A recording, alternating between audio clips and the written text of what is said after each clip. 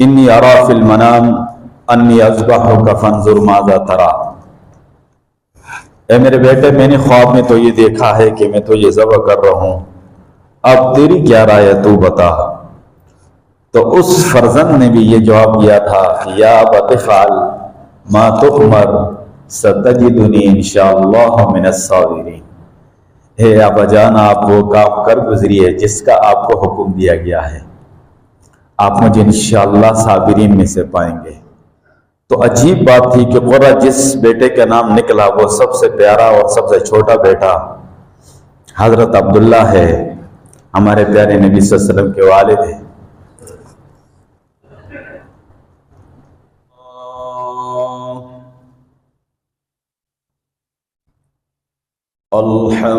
अल्हम्दुलिल्लाहि वकफा वस्सलातु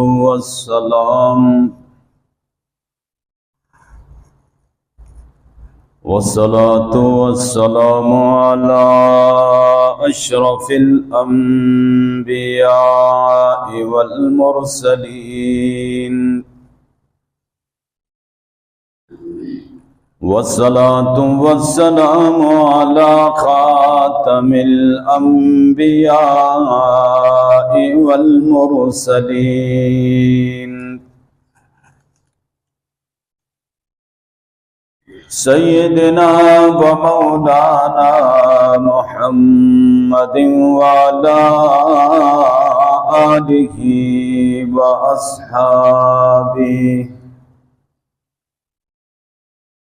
व अस्हाबिहि त्वय्यिबीन अत्ताहिरीन।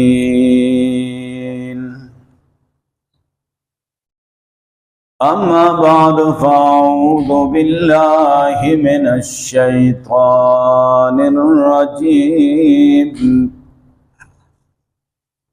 बिस्मिल्लाहिर रहमानिर रहीम।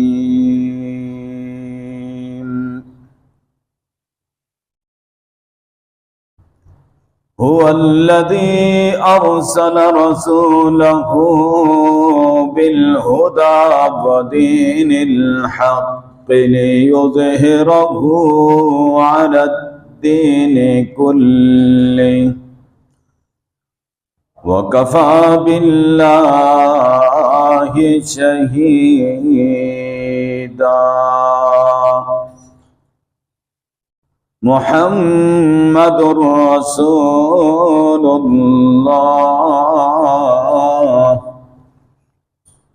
वल्लज़ीना मअहू अशिद्दाउ अलल कुफ़्फ़ारि रुहमाउ बैनहुम तराहुम रुक्कअन सुज्जदन यब्तगूना फ़ज़लन मिनल्लाहि व रिज़वाना सीमाहुम फ़ी वुजूहिहिम मिन अथरिस सुजूद ज़ालिका मसलुहुम फ़ित तौराति व मसलुहुम फ़िल इंजील। वक़ाल अन्नबी सल्लल्लाहु अलैहि वसल्लम इन्नमा बुइस्तु मुअल्लिमा वलियुतम्मिम मकारिमल अख़लाक़ औ कमा क़ाल अलैहि सलातु वस्सलाम। सदक़ल्लाहु मौलानल अज़ीम व सदक़ रसूलुहुन नबियुल उम्मियुल अमीनुल करीम व नहनु अला ज़ालिका लमिनश शाहिदीन वश्शाकिरीन वल्हम्दुलिल्लाहि रब्बिल आलमीन।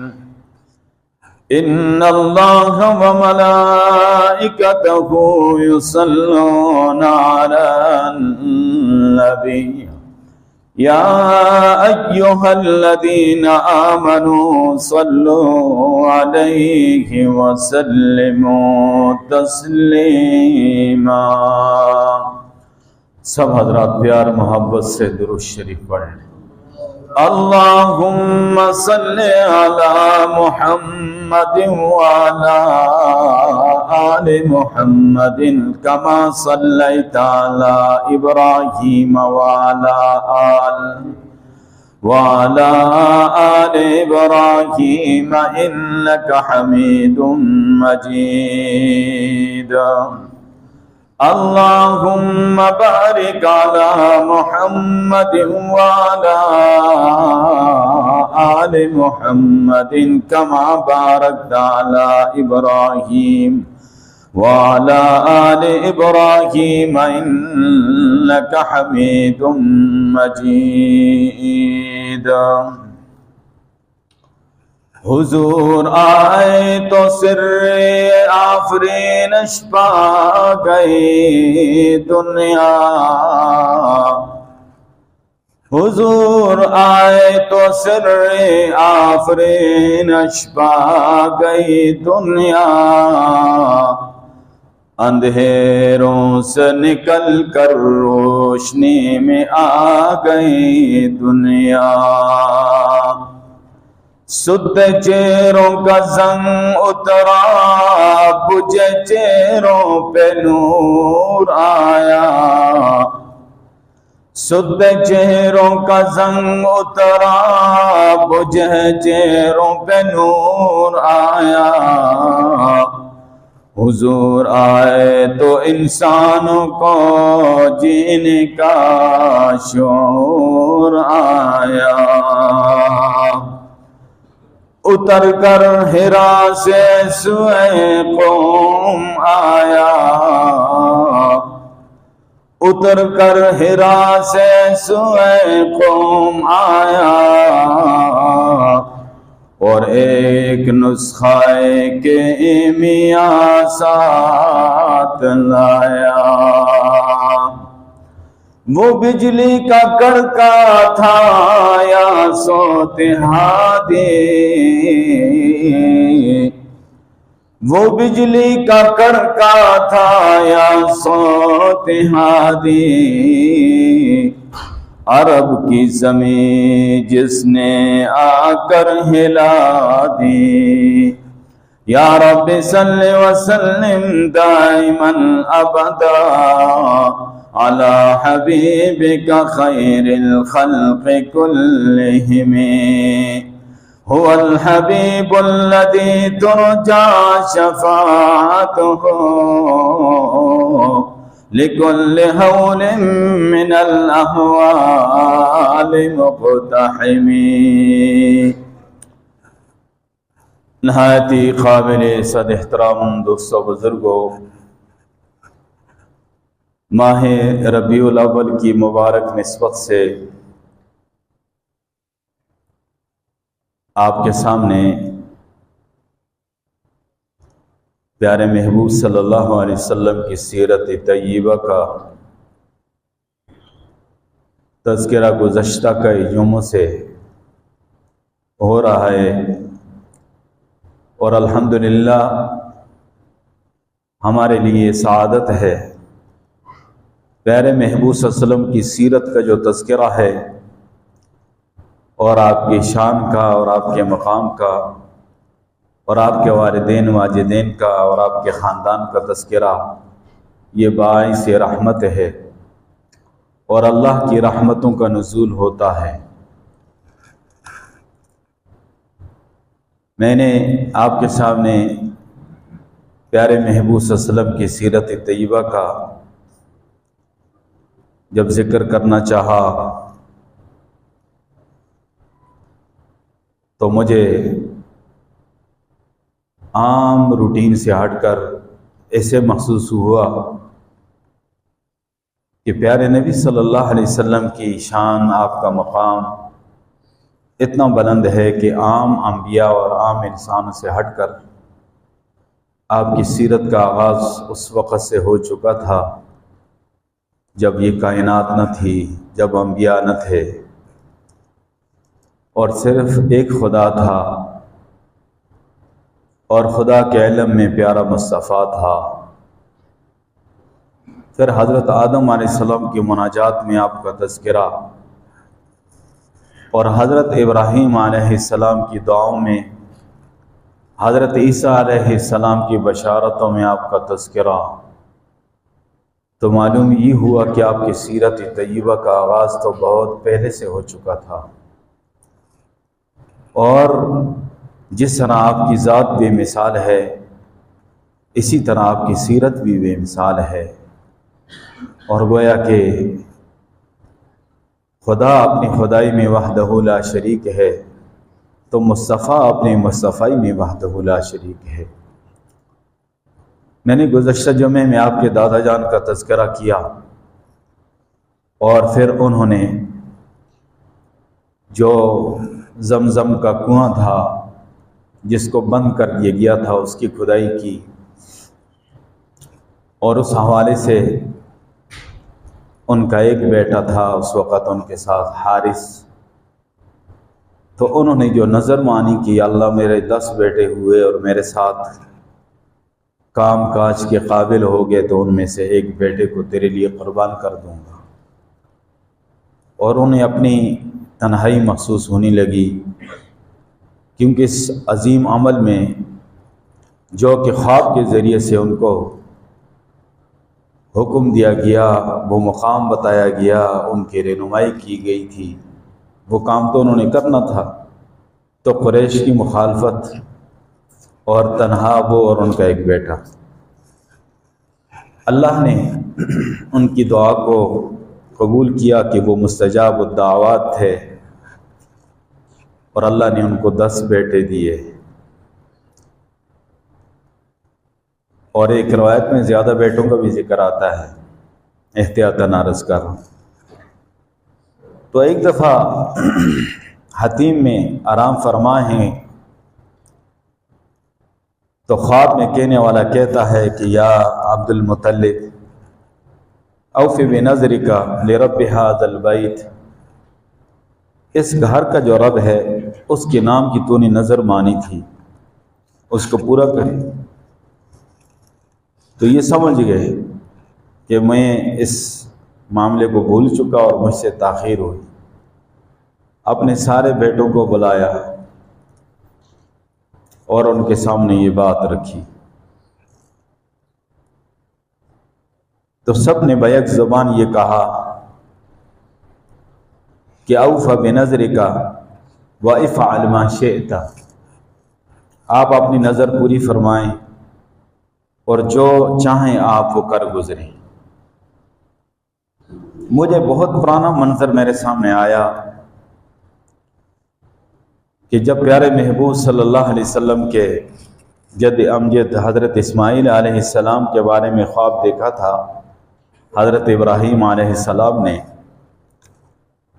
تو انہوں نے فرمایا کہ یا بنیا انی ارا فی المنام انی اذبحک فانظر ماذا تری، اے میرے بیٹے میں نے خواب میں تو یہ دیکھا ہے کہ میں تو یہ ذبح کر رہا ہوں، اب تیری کیا رائے ہے تو بتا۔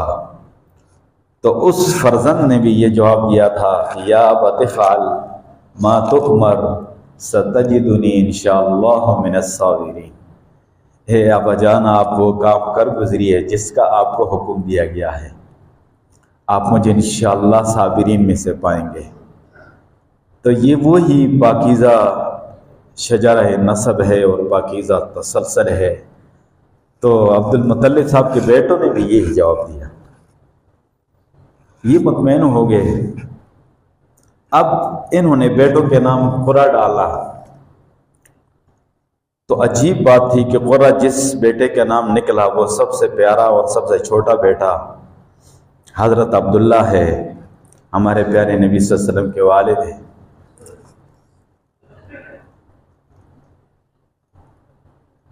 تو ظاہر ہے انہوں نے وہ فیصلہ تو کرنا تھا، اور حضرت عبداللہ نے بھی اپنے پردادا کی طرح ان کے سامنے اس حکم کو تسلیم کیا اور خوش دلی کے ساتھ تسلیم کیا، اور گویا کہ قربان گاہ کی طرف چل پڑے۔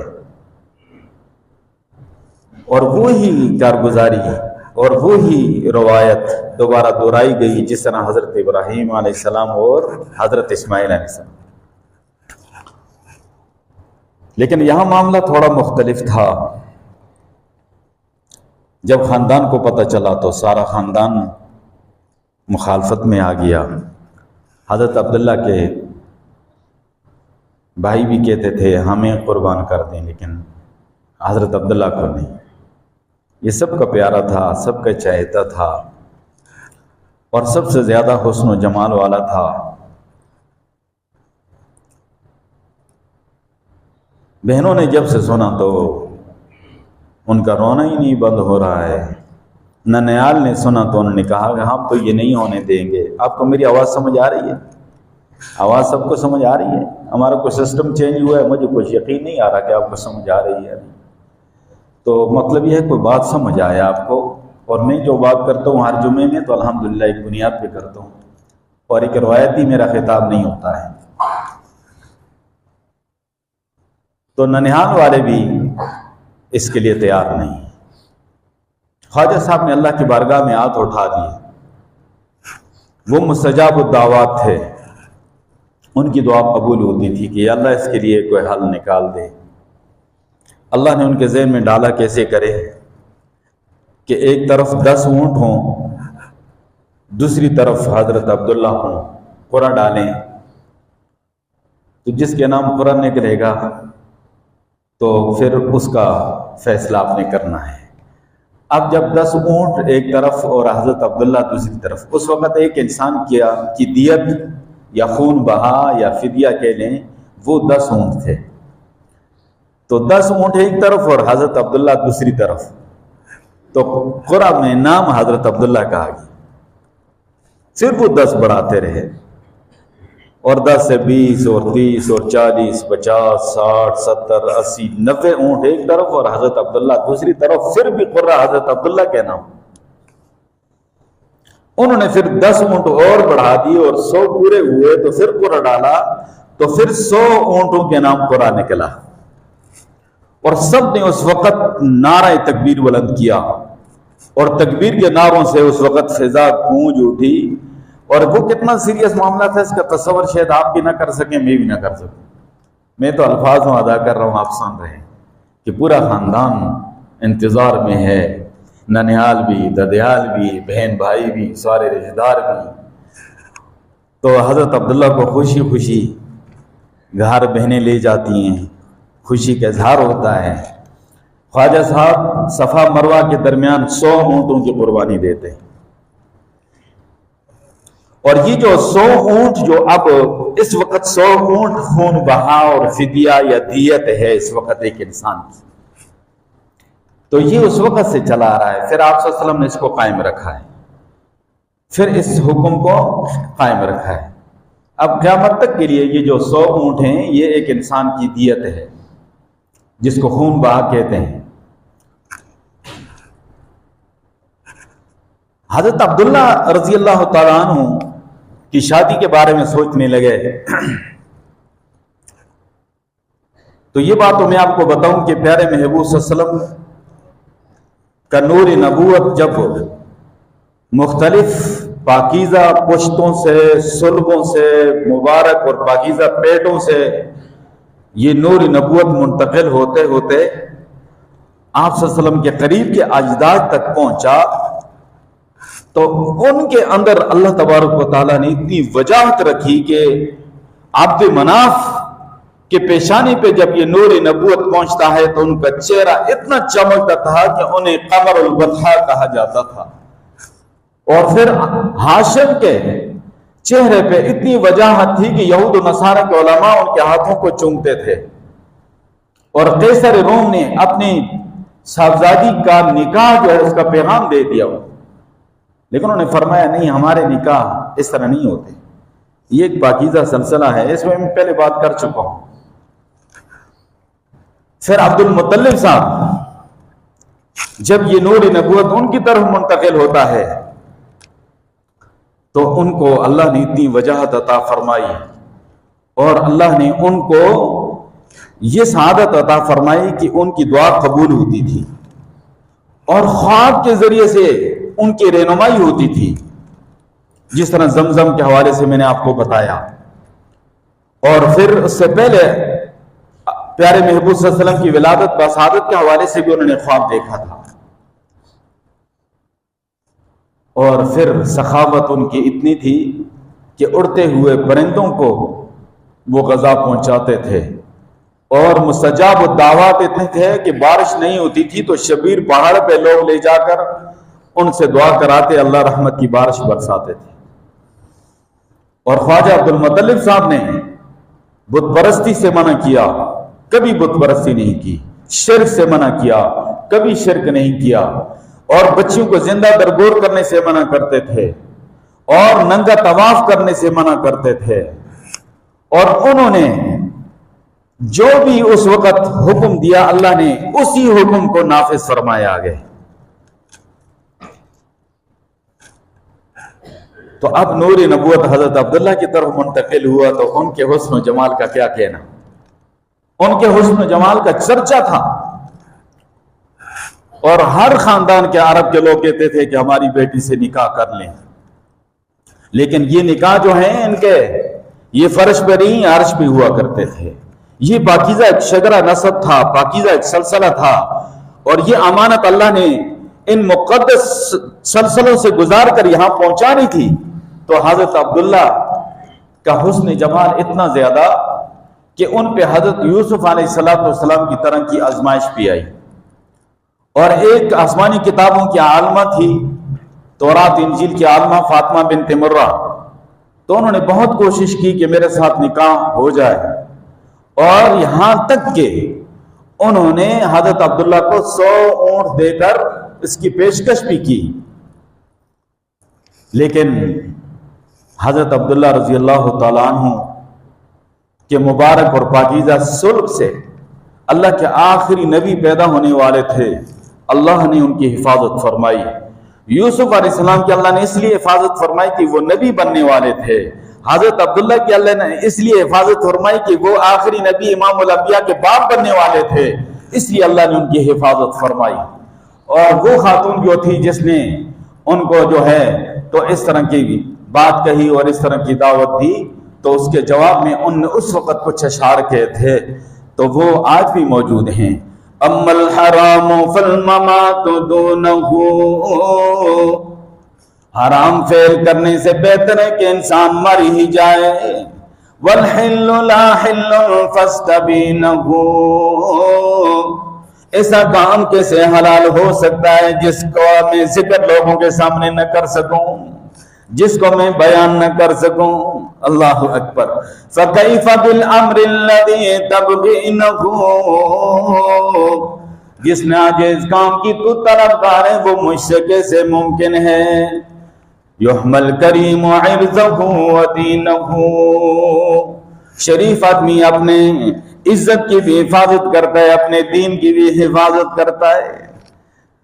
بنو زہرہ میں ان کا رشتہ طے ہوا، پاکیزہ قبیلہ ہے، بڑی شرافت والا قبیلہ ہے، اور انتخاب یہ ہے کہ اس قبیلے میں سے حضرت آمنہ سے ان کا نکاح ہوتا ہے۔ میں کبھی سوچتا ہوں کہ اللہ نے اپنے محبوب صلی اللہ علیہ وسلم کے خاندان میں اسے انتخاب کر کے اللہ نے ساروں کو چنا ہے، اور چنتے چنتے عبد المطلب تک، عبد المطلب کے کتنے سارے بیٹے ہیں، ان سب میں سے حضرت عبداللہ کو حضرت عبداللہ کے ساتھ، اور پھر بنو زہرہ میں سے حضرت آمنہ، اور یہ امانت حضرت آمنہ کے گود میں اور اللہ نے پہنچانی تھی کہ وہ امانت اللہ نے وہاں پہنچائی۔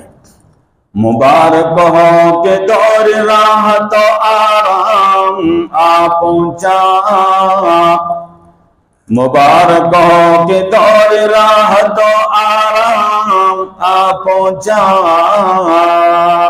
نجات دائمے کی صورت میں اسلام آ پہنچا، مبارک ہو کہ رحمت للعالمین تشریف لے آئے، جناب رحمت للعالمین تشریف لے آئے، بسط انداز یکتائی بغایت شان زیبائی، بسد انداز یکتائی بغایت شان زیبائی، امی بن کر امانت آمنہ کی گود میں آئی، امی بن کر امانت آمنہ کی گود میں آئی۔ اللہ نے بنو زہرہ میں سے آمنہ کا انتخاب کیا، عبد المطلب کے بیٹوں میں سے عبداللہ کا انتخاب کیا، اور رضاعت کی باری آئی تو ساری خواتین میں سے حلیمہ سعدیہ کا انتخاب کیا۔ یہ اللہ کا انتخاب ازل سے تھا۔ حضرت عبداللہ کی شادی ہو جاتی ہے اور 2.5-3 مہینے گزرتے ہیں کہ آپ ایک تجارتی سفر پہ شام کی طرف چلتے ہیں، اور واپسی پہ مدینہ طیبہ پہنچتے ہیں تو قافلہ پہنچتا ہے، آپ بیمار ہو جاتے ہیں، اور اتنے بیمار ہو جاتے ہیں کہ چلنے پھرنے کے قابل نہیں رہتے۔ قافلہ ان کو، وہ اپنے والد کے جو رشتہ دار تھے بنو نجار، وہاں پر ان کا قیام ہوا اور قافلہ آ گیا۔ جب قافلہ پہنچا تو حضرت عبداللہ کا انتظار تو سب کو تھا، حضرت آمنہ حضرت عبداللہ کی امانت اٹھائے انتظار میں تھی، لیکن حضرت عبداللہ تو نہیں آئے۔ قافلے والوں نے بتایا، خواجہ صاحب نے بڑے بیٹے حارث کو بھیجا کہ فوراً جاؤ، ان کی تیمارداری کرو، خدمت کرو، علاج کرو، لے کر آؤ۔ حارث مدینہ پہنچتا ہے تو حضرت عبداللہ بہت آگے جا چکے ہیں، اور وہاں جا چکے ہیں جہاں سے پھر واپس کوئی نہیں آتا۔ یہ وہاں سے پریشانی کے عالم میں کھڑے کھڑے واپس آتے ہیں، اور آ کر یہ غم کی خبر سناتے ہیں تو بنو ہاشم میں صف ماتم بچھ جاتا ہے، گہرام برپا ہو جاتا ہے۔ اور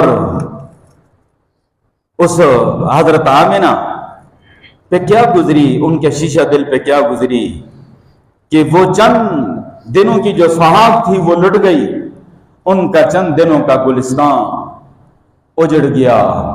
ان پہ کیا گزری، اس وقت انہوں نے جو الفاظ کہے تھے آج وہ موجود ہیں۔ افا جانب البطحاء من آل ہاشمی،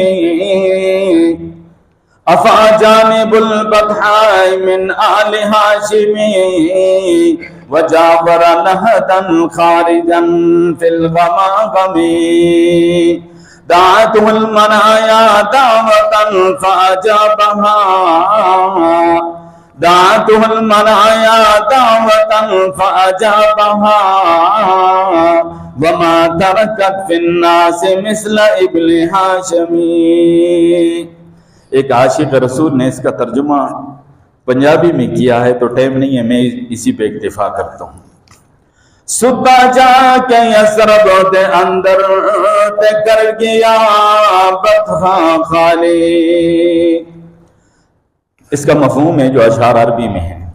صبح جا کے یسرب دے اندر تے کر گیا بطحا خالی، قبر دمکی بڑھیا ہوں قباغ میرے دمالی، قبر دمکی بڑھیا ہوں باغ میرے دمالی، موت بلایا تے ہویا حاضر ہوں اس کی تھی تیاری، موت بلایا تے ہویا حاضر ہوں اس کی تھی تیاری، اس ورگا کوئی مل سی نہیں بیٹھ برادری ساری، وما ترکت فی الناس مثل ابن ہاشمی، وہ ہاشم کے بیٹے کی طرح لوگوں میں کوئی نہیں۔ یہ حضرت آمنہ کا گویا کہ مرثیہ تھا۔